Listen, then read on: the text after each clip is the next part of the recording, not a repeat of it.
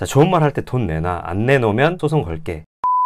안녕하세요. 일상의 법을 정말 쉽게 설명해주는 안 교수입니다. 법적인 분쟁이 발생하면 일단 내용 증명을 보내야 한다고 많이들 알고 계시죠? 내용 증명은 뭔가 소송을 하기 전에 보내는 거라고는 알고는 있는데 내용 증명이 도대체 뭔지, 그리고 법적인 효력은 뭔지 궁금하시죠? 특히나 내용 증명을 받은 입장에서는 여기에 답변해야 하는 의무가 있는지도 매우 궁금하실 것입니다. 무엇보다도 내용 증명을 어떻게 써야 하는지, 변호사 명의로 보내야 하는지, 아니면 일반인 명의로 그냥 보내도 되는지, 구체적으로 우체국에서 내용 증명을 보내는 절차는 어떻게 되는지 매우 궁금하실 거예요. 이 영상 하나만 보시면 정말 내용 증명에 대해서는 정말 진짜 전문가가 되실 거니까요. 조금만 집중하시고 저의 내용 증명 강의 한번 따라와 보시죠. 챕터 1.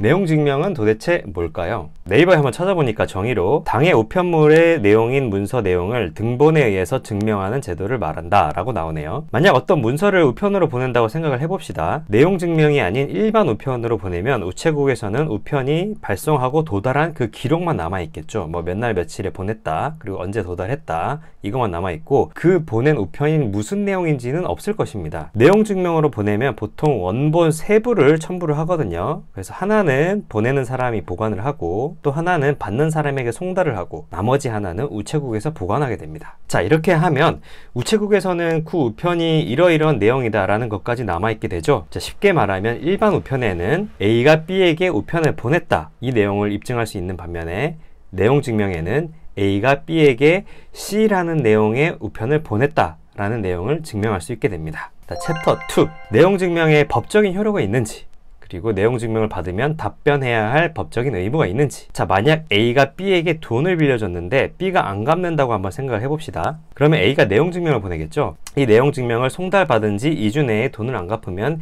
민형사상 모든 법적 조치를 취하겠다, 보통 이런 내용으로 보내죠. 자, B가 내용 증명을 받았습니다. 내용 증명을 받은 것만으로 B가 돈을 갚아야 할 의무가 있는 것일까요? 만약 B가 내용 증명을 받은 지 2주 내에 아무런 답변을 안 하면 A는 B의 재산에 강제 집행을 할 수가 있을까요? 네, 답은 아닙니다. 내용 증명은 쉽게 말해서 법적 절차를 시작하기 전에 보내는 최후의 통첩이라고 생각하시면 돼요. 자, 좋은 말 할 때 돈 내놔. 안 내놓으면 소송 걸게. 이런 말을 정말 좋게 풀어 쓴 거라고 생각하시면 됩니다. 자, 그래서 썸네일 제목도 나라에서 허락한 유일한 협박, 내용 증명, 이거잖아요. 그래서 내용 증명을 보내는 것 그 자체만으로 어떠한 집행력이 생기거나 법적인 효과가 발생하는 것은 아닙니다. 내용 증명을 받았는데 쿨하게 일십하는 것도 사실은 가능하긴 해요. 지금 챕터 3. 그럼 내용 증명을 도대체 왜 보내는 걸까요? 이렇게 법적인 강제력도 없고 이런 내용 증명이라면 이걸 도대체 왜 보내는 걸까요? 자, 소송을 하려면 여러분 변호사를 선임을 해야 되죠. 변호사 선임 비용도 만만치가 않고 소장도 작성해야 되고 인지대, 송달료에 추가 부대 비용도 다 발생하고요. 자, 무엇보다 법적 절차가 진행이 되면 생각보다 되게 피곤하거든요. 원고든 피고든 다 마찬가지로요. 만약 빌려준 돈이 2, 300처럼 크게 큰 돈이 아니라면 변호사 선임 비용이 300이 넘게 나오는데 이 경우 배보다 배꼽이 더 커지잖아요. 그래서 소송을 시작하기 전에 마지막으로 한 번 더 기회를 주는 겁니다. 소송을 하면 너나 나나 비싼 변호사 수임료 내야 되고 서로 피곤해지잖아. 좋은 말 할 때 돈 줘. 이 정도 의미가 있겠네요. 그런데 증거가 명백하고 경미한 사건의 경우에는 실제로 이런 내용 증명만으로도 분쟁이 해결되는 경우도 있으니까요. 이런 경우에는 큰 의미가 있겠네요. 자, 챕터 4. 자, 내용 증명 과연 어떻게 써야 될까요? 자, 내용 증명에는 딱 정해진 양식이라는 건 사실 없습니다. 그러나 아래와 같이 필수적으로 들어가야 할 내용들은 있어요. 발신인, 수신인, 누가 보냈고 받는 사람이 누군지, 그리고 계약 체결일자, 그리고 계약의 내용, 그리고 수신인에게 어떠한 채무가 있는지, 그리고 수신인이 아직 그 채무를 이행하지 않고 있다는 내용, 그리고 언제까지 그 채무를 이행해야 되는지, 그리고 이행하지 않았을 시에 민형사상 필요한 모든 법적 조치를 취하겠다라는 내용이 들어가야 됩니다. 제가 실제로 작성한 내용 증명을 근거로 한번 설명을 드려볼게요. 자, 캡처 화면을 한번 보시면, 자, 발신인의 법무부인 정향의 안세원 변호사가 나오죠. 그리고 수신인은 누구누구가 있어요. 자, 처음에 시작할 때 봅시다. 보통은 귀하의 무궁한 발전을 기원합니다. 이런 상투적인 문구로 시작을 해요. 협박을 아주 스무스하고 부드럽게 시작을 하죠. 쭉 내용을 보시면, 자, 너네가 우리 의뢰인한테 돈 줄 게 있는데 우리 의뢰인이 아직 못 받았대. 언제까지 돈을 안 갚으면 소송한다. 이 내용이 나오죠. 이렇게 쓰시면 됩니다. 사실 그렇게 내용 증명 자체가 쓰는 게 어렵진 않아요. 자, 그러면 챕터 5.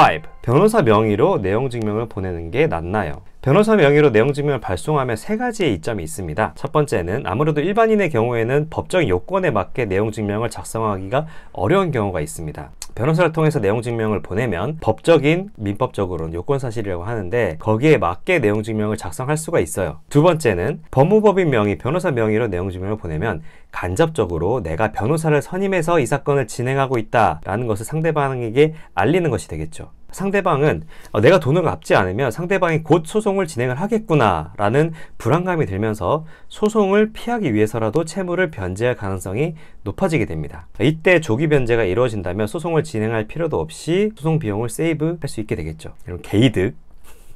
세 번째, 많은 변호사 사무실에서는 내용 증명을 발송한 후에 소송을 진행할 경우에 내용 증명 발송에 들어간 비용을 변호사 선임 비용에서 공제하여 주는 경우가 많이 있거든요. 내용 증명 진행할 때 이 부분을 변호사 사무실에 한번 꼭 확인해 보시기 바랍니다. 저는 이렇게 진행을 하고 있어요. 어차피 그래서 소송을 진행할 거라면 혼자 내용 증명 쓰느라 끙끙 시간을 허비하는 것보다는 변호사를 통해서 내용 증명을 발송하면 어차피 소송할 때 그 비용이 세이브가 되니까 더 효율적이겠죠? 아니야, 그래도 그냥 나 혼자 보낼래 하시는 분은 그냥 본인 명의로 보내시면 됩니다. 자, 챕터 6.